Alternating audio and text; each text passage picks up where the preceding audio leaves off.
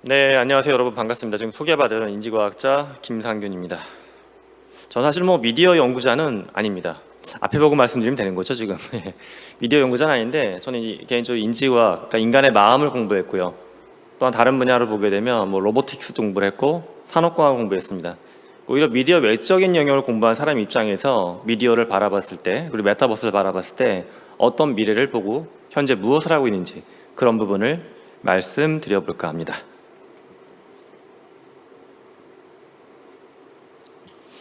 제 개인적으로는 이 장면이 인류가 만들었던 최초의 미디어가 아닌가 생각을 합니다. 전 미디어를 무엇으로 바라보고 오늘 강연을 할지에 대해서 정의하기 위해서 미디어 자체를 한번 생각을 해봤는데, 최초의 미디어는 이거죠. 동굴의 벽화. 동굴의 그림을 그렸는데 왜 그렸을까 생각을 해보게 되면 이렇게 짐작을 해봅니다. 아마 시간을 붙잡고 싶지 않았나는 생각이 듭니다. 그때는 기록할 수 있는 게 없고 언어도 발달되어 있지 않다 보니까 지금 내가 경험했던 오늘의 일을 다음에 있는 사람, 내일 또는 더 오랜 시간이 지난 후에 누군가한테 전해주기 위해서 그림을 그렸겠죠. 하지만 이 동굴벽화의 문제점은 움직일 수가 없다는 데 있습니다. 그 공간에 있어야지만 그 기록을 전달할 수 있는 미디어라는 한계성을 갖고 있었죠. 다음에 등장한 미디어가 저는 종이라고 생각을 합니다. 종이. 지금도 쓰고 있는 미디어, 매체죠. 종이에 기록한다는 것은 앞서 말씀드렸던 시간을 붙잡는다는 속성도 있지만 또 한 가지 중요한 속성이 굉장히 가볍잖아요. 종이는 가볍죠. 가공이 쉽고. 그렇기 때문에 멀리 보낼 수 있다. 거리라고 하는 공간의 한계를 넘어서기 위해서 우리는 종이에 무언가를 기록해서 보내지 않았나, 저는 이렇게 해석을 해봅니다. 세 번째가 전화기. 아마 여기서부터 그렇지, 내가 아는 매체는 이 정도는 돼야지 하는 분들이 많이 계실 것 같습니다. 전화기는 이런 속성을 갖고 있죠. 무언가를 기록하고 먼 공간으로 보내는 데 있어서 실제 시간, 현재 시간이라고 하는 실시간성, 동시성을 마련해 주었습니다. 자, 근데 어떨까요? 우리가 굉장히 멀리 있는 사람들끼리 음성으로 통화를 할 때 한 공간에 서로 존재한다는 느낌이 들까요? 아닐까요? 예. 얼마 전에 제 큰아이의 남자친구가 군대를 갔습니다. 군대 가서 이제 복무 중인데 전화 통화를 할 때마다 한 공간에 있는 것처럼 서로 굉장히 애절하게 통화를 하더라고요. 하지만 여전히 한 공간에 있지 않는 것 같은 느낌이 많이 드는 것 같습니다. 그 다음에 우리가 많은 미디어를 집어삼키고 있는 새로운 기기로 전화기, 스마트폰을 이야기하고 있죠. 이 다음이 제가 오늘 말씀드릴 메타버스라고 저는 생각을 합니다. 이 네 가지 미디어는 과연 무엇을 하기 위해서 우리한테 왔을까? 시간을 붙잡고 공간을 확장하기 위한 것. 시간과 공간의 확장이 저는 미디어가 갖고 있는 본질적인 꿈이 아닌가 생각을 합니다. 그런데 이제 메타버스는 왜 등장했냐 하면 기존에 있었던 이런 미디어들로 시간과 공간의 어떤 벽을 넘어서는 데 있어서 무언가 한계를 느꼈다라고 봅니다. 그럼 제가 오늘 바라보고 있는 메타버스와 미디어는 도대체 무엇이냐? 제가 정의한 문장은 이렇습니다. 물리적 현실을 해체하고 재구성하는 디지털 현실을 향하는 미디어이다. 네, 이제 중요한 게 두 가지인데요. 물리적 현실을 해체하는 것, 그리고 재구성하는 겁니다. 자, 앞서 강연자께서 보여주신 영상도 보게 됐을 때 제가 굉장히 여러 번 봤던 영상인데 오늘 현장에서 직접 강연해 주셔서 너무 뜻깊은 시간이었는데, 물리적 경험을 재구성해주고 있는 거죠. 물리적 현실을. 그런데 이 문장 어디에도 아마 메타버스라는 단어는 안 써 있습니다. 그래서 저는 메타버스를 무엇이라고 바라보냐 하면 디지털 현실, 즉 메타버스가 가상의 무언가 또 3차원의 무언가로 한정 지을 수 있는 게 아니라 그 자체도 저는 현실이라고 바라보고 있습니다. 그러니까 두 가지 현실이 우리 앞에 펼쳐지고 있는 거죠. 하나는 자연적으로 만들어진 물리적인 현실이 있고요. 하나는 인간이 기술로 초월해서 만들어낸 또 다른 현실인 디지털 현실. 두 가지의 현실입니다. 그러니까 전통적인 미디어, 매체는 물리적인 현실을 바탕으로 해서 우리를 시간과 공간을 뭉쳐지게끔 만들어냈는데, 이제 지금 우리가 쓰고 있는 디지털 현실은 물리적인 현실을 다시 재구성하는 형태로 초월한 무언가를 전해주고 있는 것 같습니다. 제가 어제 큰 행사가 하나 있어서 인천에 갔다 왔는데, 그 행사장에 어떤 자리였냐면 포스코라고 하는 국내 철강 회사 있죠. 철강 제철소 행사였습니다. 이 철강 기업이 장기적으로 메타버스를 만들겠다라고 선언을 하셨는데, 그러면서 굉장히 재밌게도 제가 미리 여기에 준비했던 강연지라고 연관된 얘기를 거기 포스코 회장님이 말씀하시더라고요. 포스코는 미래에 세 가지에 집중하겠다고 하십니다. 첫 번째가 좋은 모빌리티를 만들기 위한 소재, 두 번째는 건축물을 위한 친환경 소재, 세 번째는 에너지와 관련된 소재들을 개발하겠다. 이동, 건축물, 에너지 세 가지 얘기를 하셨습니다. 이동하기 위한 수단이 있습니다. 아마 해외에서 오신 우리 두 연사께서는 비행기 타고 오셨을 거라고 제가 짐작을 하는데, 우리가 도대체 비행기를 왜 탈까? 자동차를 왜 탈까? 물류를 위해서 물건을 옮기는데도 이런 어떤 수단이 쓰이지만, 제가 봤을 때 사람이 이동하는 이유는 한 가지인 것 같습니다. 내가 갖고 있는 지식, 지혜, 정보, 생각들을 다른 공간으로 직접 옮기기 위해서 우리는 모빌리티 수단에 몸을 맡기는 게 아닌가 생각합니다. 즉 우리는 이동수단이라고 부르고 있는 이 비행기지만, 제 개인적으로는 이것 자체가 하나의 미디어 수단의 보조장치가 아닌가 생각을 합니다. 두 번째는 한국에서 가장 높은 건물이죠. 123층짜리 건물, 전 세계에서 5번째로 높은 건물, 총 높이가 555m. 제가 이 수치를 왜 외울 수 있냐고 하게 되면, 제가 이 기업의 임원이다 보니까 이거 외우고 있습니다. 그런데 이런 높은 건물을 우리가 왜 건설을 할까? 이유는 역시 이 공간에 모여서 서로 간에 소통을 하기 위한 거죠. 즉 저는 이 공간 자체도 어찌 보게 되면 미디어적인 특성을 갖고 있다라고 봅니다. 자, 여기까지 보게 되면 앞서 포스코에서 어제 이야기했던 미래, 모빌리티, 건축, 에너지 얘기가 나올 시점이겠죠. 즉 이렇게 엄청난 모빌리티와 또는 건물을 유지하기 위해서 우리는 에너지를 소비를 하고 있습니다. 근데 뭐 다들 아시다시피 이제 에너지 소비와 관련된 환경적인 이슈가 더 이상 후속 세대에 미뤄둘 수 없을 정도로 눈앞에 발등에 떨어진 문제로 올라와 버렸습니다. 자, 결국 근데 이런 에너지도 저는 핵심적으로 보게 되면 어떤 재화를 만들어내는 부분도 있지만, 우리가 정보를 움직이고 소통하는 미디어를 돌리기 위한 에너지가 굉장히 커지고 있음을 직감하고 있습니다. 정말 제가 늘상 보고 있는 넷플릭스만 해도 넷플릭스 드라마 한 편을 보는데 들어가는 에너지가 지하철이 2-3km 정도 운행하는 탄소만큼은 발생시킨다는 자료가 있더라고요.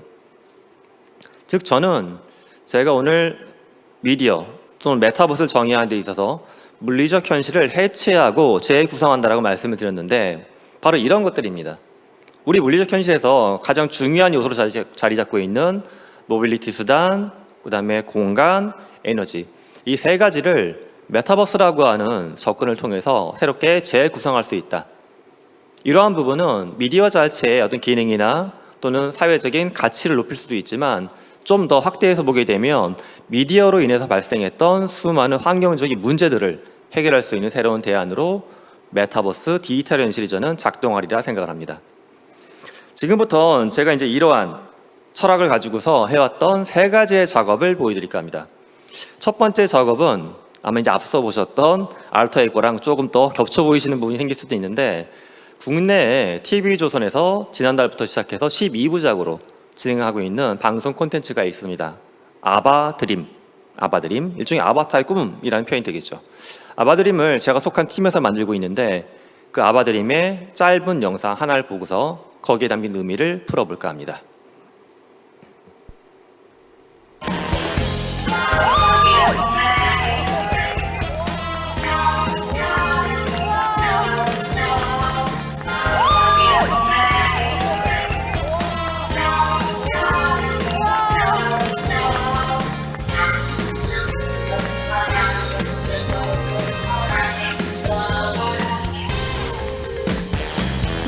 우리 우연히 스쳐 지날 때마다 서로 반갑게 지나쳐갈 때마다 넌 알지 못했니 너무나. 자, 저 오른쪽에 선글라스를 끼고 있는 저분, 아마 제 나이 때나 저보다 조금 더 젊으신 분들까지 기억하실 것 같은데, 바로 90년대에 우리를 설레게 했던 듀스의 멤버죠. 김성재 씨. 운명을 달리하셔서 지금 우리가 실제 모습을 볼 수가 없는데, 저희 팀에서 지난달 방송분에서 김성재님과 고인이 된 김성재님과, 그 다음에 현재 살아계신 김성재님의 동생분 김성욱 씨죠. 저 왼쪽에 하늘색 자켓을 입고 있는 분, 두 분이 한 무대에서 공연하는 것들을 만들어냈습니다. 뭐 사실 방송에 나간 이후에도 여러 가지 사회적인 논점은 있는 것 같습니다. 과연 누가 어떤 권리와 판단할 수 있는 역량으로 이러한 작업들을 선택한 건지에 대한 부분도 있고요. 또는 기술적인 부분에 대한 여러 가지 이슈들도 있었습니다. 근데 참 재밌었던 것은 제가 이런 작업을 하는 과정에서 가장 많은 의견을 냈던 분이 왼쪽에 계신 동생분 김성욱 씨세요. 김성재 씨보다 2살 아래의 동생분이신데 김성욱님하고 말씀을 나누다 보니까는 이런 말씀하십니다. 꿈만 같다. 이게 과연 진짜 눈앞에서 펼쳐지는 현실이었으면 정말 좋겠다라는 말씀하십니다.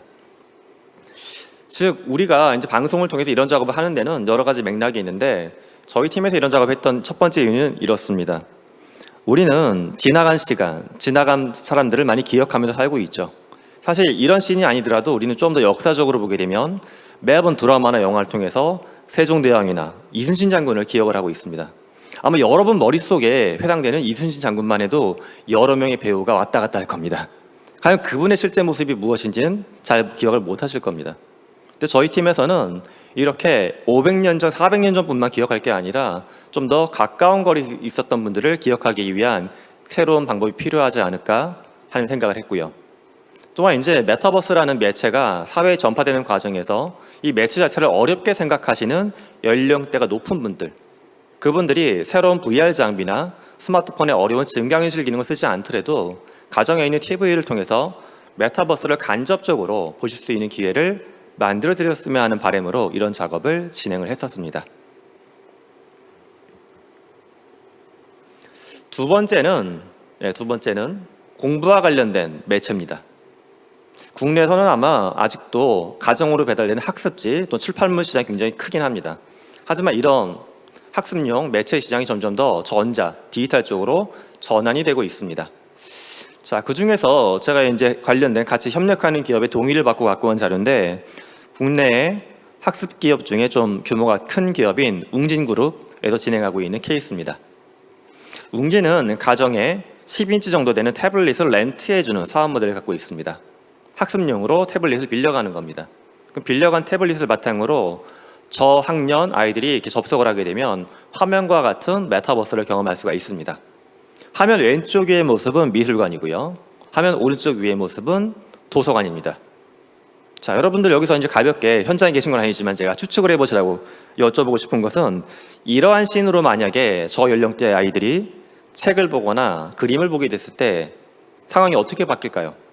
더 많은 그림과 더 많은 책을 읽을지 아니면 기존에 보던 종이로 되어 있는 매체보다 훨씬 더 접근력이 떨어질지.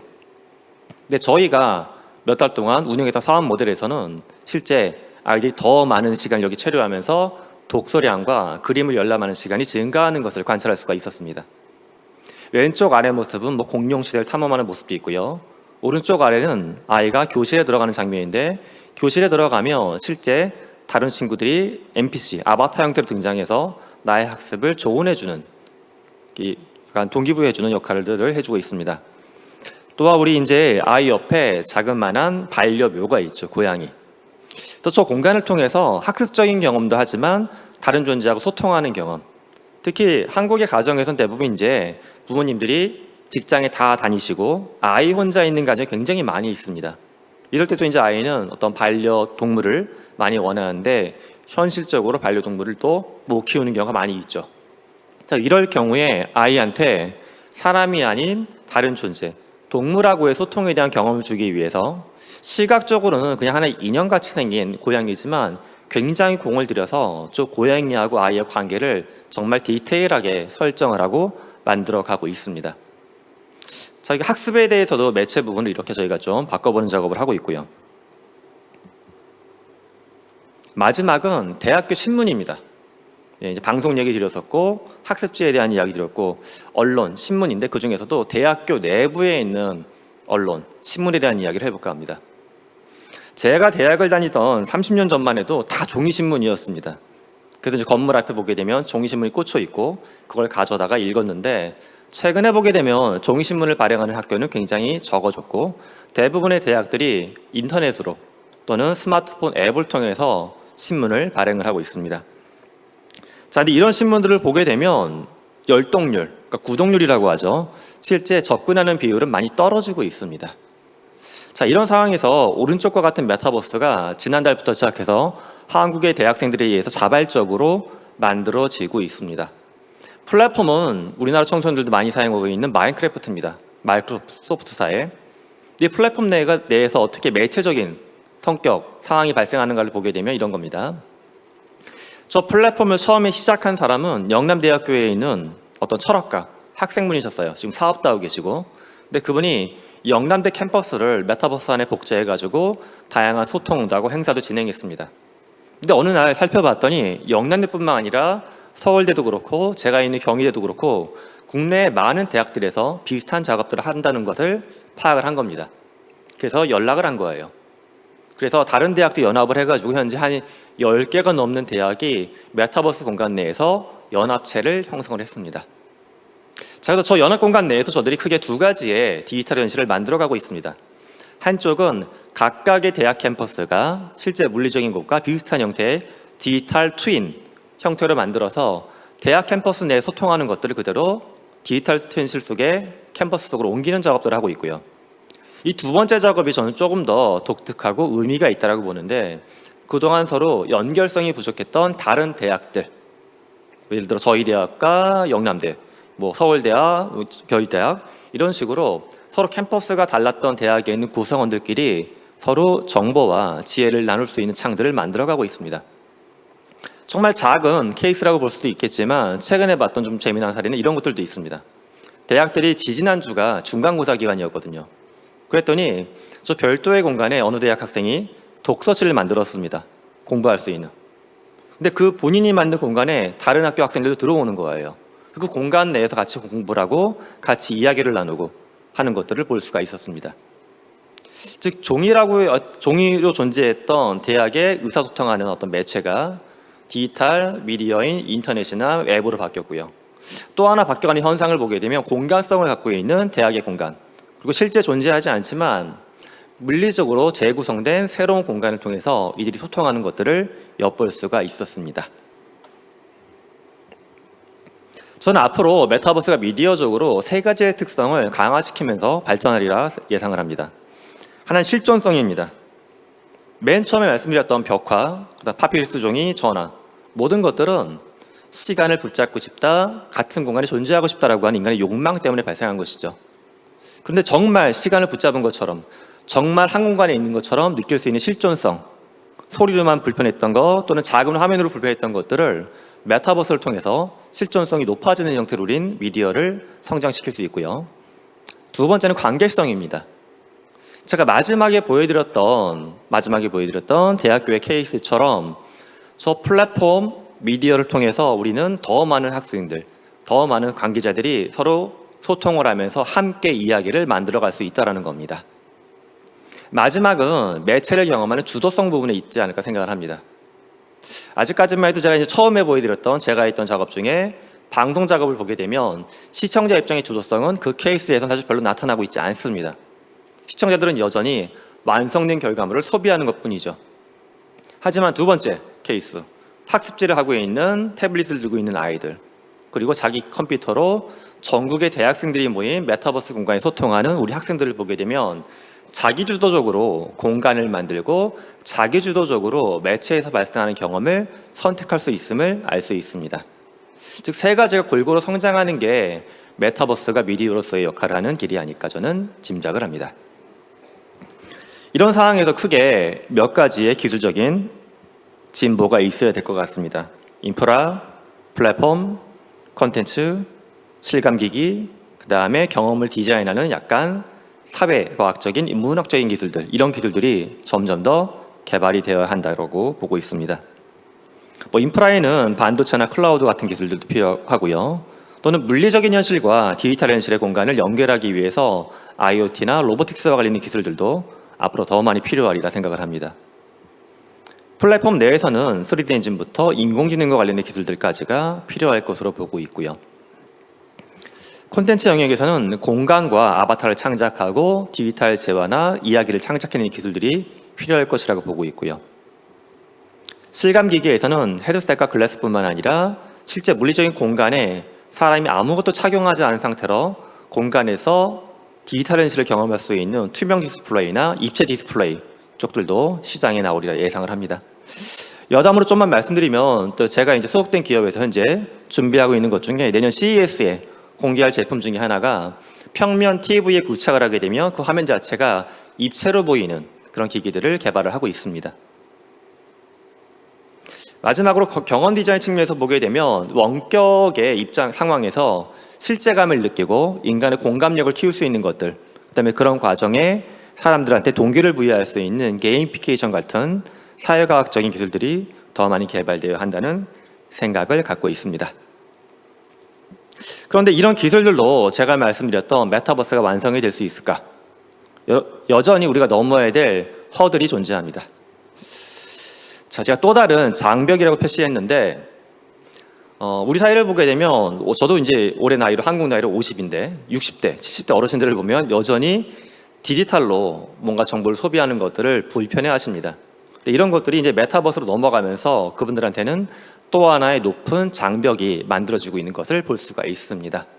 과연 모든 매체가 글로 가야 할지 또는 매체가 글로 전체적으로 이동할 때 지금도 허들을 느끼는 분들을 과연 어떻게 함께 그곳으로 모셔갈지에 대한 사회적인 고민이 필요하다라고 저는 봅니다. 두 번째는 새로운 매체가 갖고 있는 실존성이나 관계성으로 인해서 발생하는 것들인데 새로운 범죄의 도구로 활용이 되고 있습니다. 실제 한국을 보게 되면 어린이들이 사용하는 메타버스 플랫폼 내에서 성폭력, 그다음에 거래, 사기 문제가 굉장히 많이 커지고 있고요. 현재 법원에서 계류 중인 성폭력 사건만 해도 수십 개가 넘는 것으로 알려져 있습니다. 우리 사회가 디지털 공간, 디지털 현실 속에서 발생하는 새로운 범죄에 대해서 아직 준비가 많이 안 되어 있는 것 같습니다. 세 번째는 디지털 허드입니다. 디지털 허드는 제가 말씀드린 이 허드는 디지털 노마드하고 좀 대위되는 개념이라고 볼 수가 있습니다. 디지털 노마드는 디지털이라는 공간 속에서 무한한 가능성을 가지고서 새로운 것을 창조하는 이들이죠. 하지만 디지털 허드는 그런 것들이 아니라 물리적인 현실을 피하기 위해서 디지털 공간 속에 숨어있는 이들을 지칭하는 말입니다. 즉 디지털 현실이 점점 규모가 커질수록 물리적 현실의 존재성에 대해서 필요성을 느끼지 못하는 이들, 그 공간을 피하려고 하는 이들도 같이 증가하고 있습니다. 이들을 그저 물리적 현실과 괴리되어 있는 디지털 현실 속에 머물도록 놔둘 것인지 아니면 함께 안고 갈 것인지 이런 부분에 대한 또 사회적인 고민과 합의가 필요하지 않을까 생각을 합니다. 저는 오늘 메타버스가 무엇이고 제가 하고 있는 작업들도 소개를 드려봤습니다. 근데 지금 우리가 만들어 놓은 것보다 훨씬 더 다양한 사례들 그리고 또 놀라운 변화가 앞으로 다가오리라 생각을 합니다. 왜 그러냐 하면 2007년도에 스마트폰이 처음에 나왔을 때만 해도 이렇게까지 매체의 특성이 바뀔 줄 우리는 예상하지 못했죠. 지금은 앞서 강연자분들이 말씀하신 것처럼 메타버스의 시작 단계입니다. 따라서 이 시작 단계이 지금 5년 후, 10년 후에 미디어의 변화를 정확하게 말하기는 어려울 것 같습니다. 다만 오늘 말씀드렸던 이야기를 바탕으로 우리 모두가 함께 고민한다고 하게 되면 그 미디어의 미래를 밝게 만들 수 있지 않을까 하는 기대감을 갖고 있습니다. 지금까지 인지과학자 김상균이었습니다. 고맙습니다.